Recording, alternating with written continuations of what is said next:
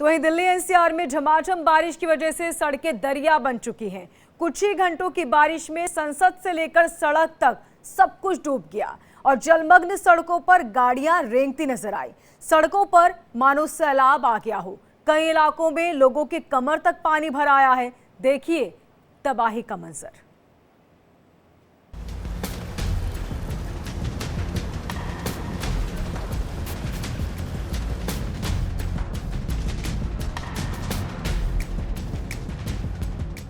सड़कें समंदर हैं, पानी का बवंडर है। कोई घर जाना चाहता है तो किसी को दफ्तर पहुंचना है। जिस सड़क से रोज आवाजाही होती है वो डूबी हुई है। सड़कों पर जो बड़े गड्ढे हर रोज नजर आते हैं उन्हें इस वक्त पानी ने भरकर विलुप्त कर दिया है।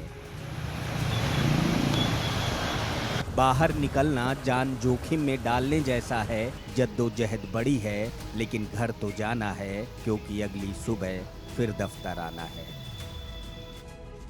जहन में ये बातें हर उस शख्स के कौंध रही थी जो बुधवार देर रात दिल्ली एनसीआर के दफ्तरों में बारिश के थमने का इंतजार कर रहे थे। टीवी पर आ रही खबरें डरा रही थीं। कहीं नाले में डूबने से मौत की सूचना थी तो कहीं रास्ते में फंसी गाड़ियों की तस्वीरें। जिनके पास कारें थीं वो जाम और समंदर बन चुकी सड़कों से खौफ खा रहे थे। मोटरसाइकिल के पहिए भी इस जलाशय को देखकर कांप रहे थे। ऐसे में कड़कड़ाती बिजली और डरावनी बारिश के बीच हमारे चैनल इंडिया डेली के मैनेजिंग एडिटर ने घर जाने के साथ साथ अपनी सहाफियत का फर्ज निभाना जरूरी समझा। ऐसे में वो दफ्तर से घर के लिए निकले, लेकिन ये सफर हर दिन की तरह नहीं था। वो एक मोटरसाइकिल के पीछे बैठकर उस सफर पर निकल पड़े जिसे वो हर रोज महज 8 से 10 मिनट में पूरा करते हैं। NH9 की हाईवे से हम लोग अलग अलग जगहों से मुड़ के अपने मंजिल की तरफ बढ़ रहे हैं। आगे वैशाली मुझे जाना है, लेकिन कितनी चुनौतियां हैं उसकी एक बानगी जो है आप मेरी इस मोटरसाइकिल की यात्रा पे देख रहे होंगे। मैं आपको ये बताना चाहता हूँ कि हम तकरीबन 12:35 के आसपास ऑफिस से निकले। हमारी कोशिश थी कि शायद कोई कैब आ जाए, कैब से हम लोग निकल लें, लेकिन कैब नहीं आई। जब बहुत देर तक कैब नहीं आई तो हमने कहा कि नहीं, बहुत देर हो गई है, कल ऑफिस भी आना है, तो मोटरसाइकिल का हमने इस्तेमाल किया। लोगों ने मुझे बताया कि जो हालात हैं सड़क के वो बहुत बुरी हैं। बुरे इसलिए हैं क्योंकि घंटों से वहाँ पर जाम लगा है।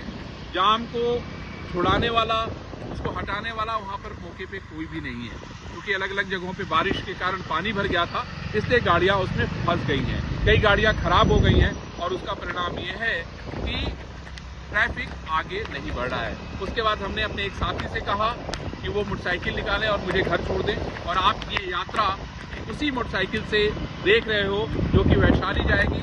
मेरी घड़ी में तकरीबन 1:15 बजने को है।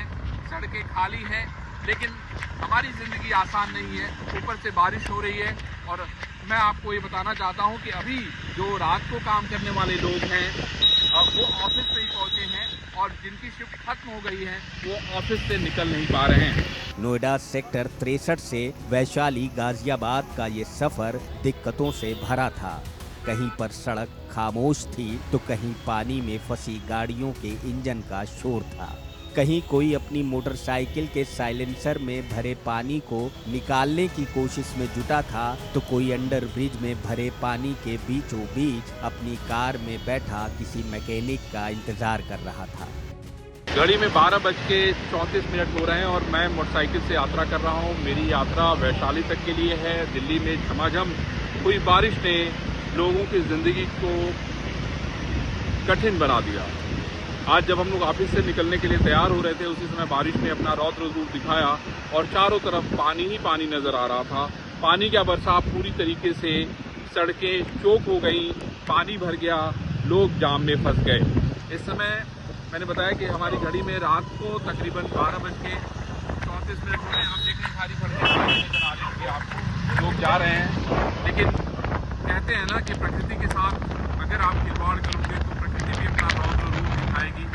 और यहाँ पर जो सबसे बड़ी बात है वो ये सिस्टम बनाया गया है, यानी सरकारी सिस्टम पूरी तरीके से फेल हो गया है। यकीन मानिए, ये किसी गांव कस्बे की तस्वीर नहीं, ये तस्वीर भारत की राजधानी की है। इन तस्वीरों को देख लेना चाहिए शासन प्रशासन के सिपा सालारों को, देख लेना चाहिए MP MLA और सरकारों को। देख लीजिए, आपकी दिल्ली के आंगन में बारिश से बाढ़ आई है। और अफसरों को मैं क्या कहूँ, मुझे ये कहते हुए जरा सा भी संकोच नहीं है कि इन लोगों ने आम आदमी की जिंदगी को नर्क बना दिया है। मैं समझता हूँ कि ये बात अगर सरकार सुनेगी तो निश्चित रूप से ऐसे लोगों पे कार्रवाई करेगी, क्योंकि करोड़ों रुपए का बजट आता है, कहाँ जाता है ये किसी को पता नहीं है। ये दुर्भाग्य है कि पब्लिक टैक्स देती है लेकिन उसके बाद भी उसको सुविधा नहीं मिलती है। मैं रात को घर जाने की कोशिश कर रहा हूँ, मोटरसाइकिल से घर जा रहा हूँ, क्योंकि कोई भी गाड़ी जाम से निकल नहीं पा रही थी। जिस रास्ते से मैं गुजर रहा था वहाँ पे तकरीबन 4 पेड़ गिरे थे। वहाँ से अगर आप निकलना चाहते कार से तो शायद नहीं निकल पाते, और इसीलिए हमने मोटरसाइकिल का सहारा लिया। मैं आपको ये बता दूं कि बारिश अभी भी जारी है। लोग अपने घरों को जाने के लिए कोशिश कर रहे हैं, परेशान हैं, लेकिन उनकी मदद करने वाला कोई नहीं है। ये दुर्भाग्य है, और मैं समझता हूँ कि ये हमें बताता और सिखाता है कि आखिर जिंदगी में कुछ चीज़ें ऐसी होती हैं जिसका अगर आपने ध्यान नहीं रखा तो आपकी जिंदगी, आपके लोगों की जिंदगी बहुत अच्छी नहीं रहेगी। ये बारिश उसी का एक परिणाम है। और यहाँ वक्त तो चला है एक छोटे से ब्रेक का, जल्द होंगे हाजिर।